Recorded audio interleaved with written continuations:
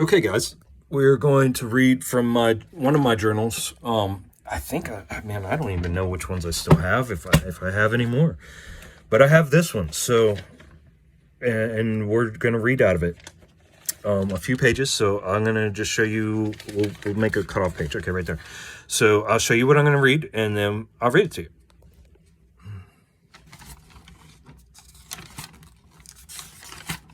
And we'll stop there. That's a good place to stop. All right.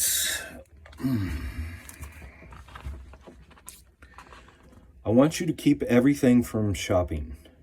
I want a percentage to go towards Mike's B-Day. Okay, so this is, I was writing to my sister, I'm guessing, and Mike is referring to Uncle Mike, Aunt Hannah's sister, husband. All future sales will go the same. Okay, because me and Hannah, that we were living on Fort Belvoir. You guys remember when I was living with Aunt Hannah, and we were on post. Remember when Uncle Mike was in the military? On Fort Belvoir. And so everybody, when they ETS, when they get out of the military, they leave all their shit there, and people are constantly moving in and out. So they're leaving their shit on the corner. So we would go and pick up the shit that was worth shit and try to sell it. So I said, I think I was only there for like a very short amount of time, a few months, so a couple months maybe. So we were getting things started, and we never really got to get anything going off the ground because remember, I was going through what I'm going through now. So so back to it. All future sales will go the same. Yes, if I want something, I'll keep it. Yes, if I live here, I need to be self-sufficient. Unfortunately, between the time you helped me move to this day, I have realized the reason I gave up was because I was unable to do it anymore. However, I will continue to get myself better and become an asset as opposed to a liability. Okay, so again, this all comes back to I didn't know what was going on, and when all of a sudden I wasn't able to work, and like I said, I've been an athlete my whole life. Amazing shape. And able to do things that most people can't. And all of a sudden, I wasn't able to do anything. Like I said, I couldn't even drive for a long time. So that's what I was telling her there. That I need to help out more, I guess. Having said that, I am now making great strides on the road to diagnosis. Oh God, still fucking 8 years later, still making great strides. Damn, son. Come on, boy. As soon as I am able to stabilize myself to take on daily functions and not feel all hope is lost when no one else is in the house, I will be moving on to my next designated duty station, but not until then. However, until that time, I would like to know where y'all are at right now, exactly what you would like done or not like done, and exactly when, where, and how. Now's the time, here's the place, and why. Because we like it. Love y'all. So, yeah, I was going through things that I've explained to you guys now about how I'm trying to prepare you guys. Like, I got to know exactly what you want done. You got to explain to me, and then send it to me, and then I'll process it, but you can't give me a whole bunch of information because I can't process it. That's exactly what I was going through then, but I didn't know how to explain that, And how do you tell people? Because when people see, they want to go blah, blah, blah, blah, and start fixing everything, and it doesn't work like that. That just makes it 10 times worse, and that's what was happening. But I didn't know how to fucking explain that shit. Okay, so that's that page.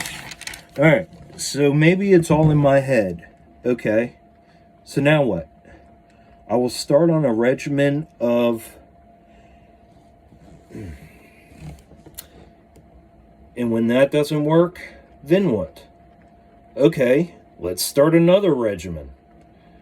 Now we are 4 to 6 weeks out? Right?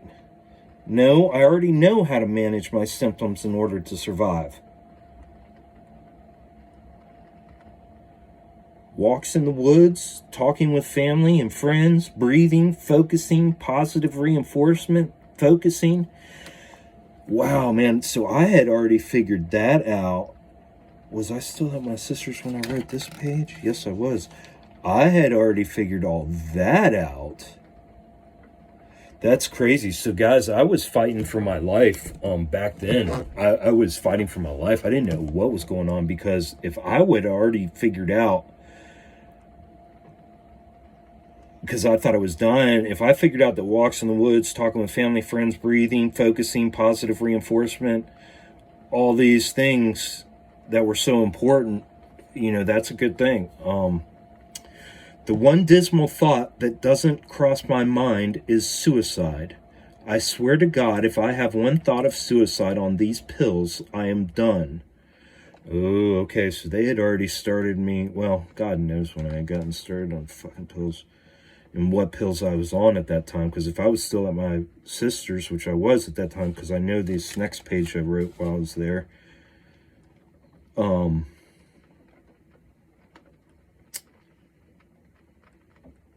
if I tell anyone I want to kill myself while on any medication, please take whatever action you must to ensure this does not happen. Yes, because I knew, I've never wanted to kill myself, except for when I was a kid. I had very bad depression as a kid, as a child, because of the abuse. Now I know most of you know me as a get-her-done kind of guy. Yeah, that's not me at the moment, so consider this a pre-suicide kind of note. Don't do drugs. You know why I do this to myself. Keeping it real, baby. Writing helps. Writing helps. Writing helps. Wake up, what time? Waiting for the call. What else can I do? How I spend my time. I'm good to go.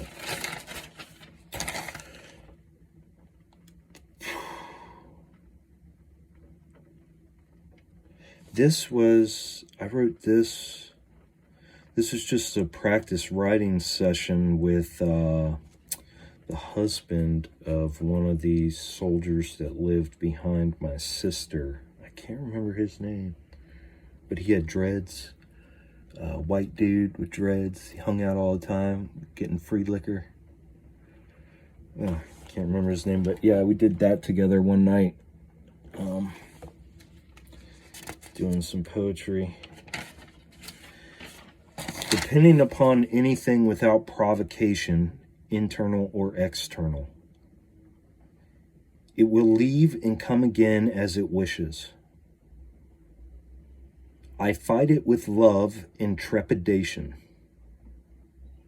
It holds its feelings in between the fingers of the hand that clenches so tightly upon the dagger I deal with every day.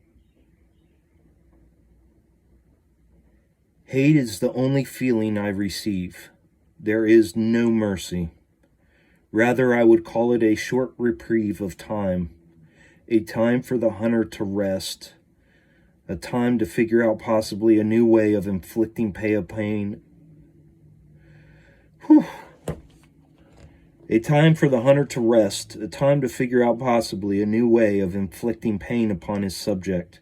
However short, I am grateful for those times, yet I find myself then with another master. How do I go on without this dagger upon me? I have become used to it, lashing out constantly. No part of my being is off limits. The thought of him being right around the corner, ready to attack. God, I miss him. The double-edged sword. That's pretty badass. I wrote that. Oh, shit. Look at this.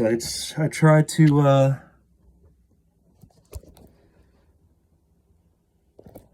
So I tried to journal another day, Saturday. Got up, showered, headed out on my own, did a couple hikes, drove around back roads, wrote, watched the sun go down on the river, just relaxed, didn't get home till 9, felt pretty good. I don't know why I keep getting sharp pains in my chest. Otherwise, today dealt with light dizziness and lightheadedness, foggy at times and disoriented, depressing and hopeless thoughts throughout the day, getting ready to head back home off the water. It's really peaceful. When I get back home, I would like to lay down and relax, feeling pretty wore out. Holy fuck, if this doesn't sound like the fucking exact fucking description of what I'm fucking describing now. This is amazing. So, it's the exact same thing, guys. And all of it, I couldn't explain any of it, you know? And they tested me. Oh my Lord, guys. We figured it out. Thankfully. Thankfully, man.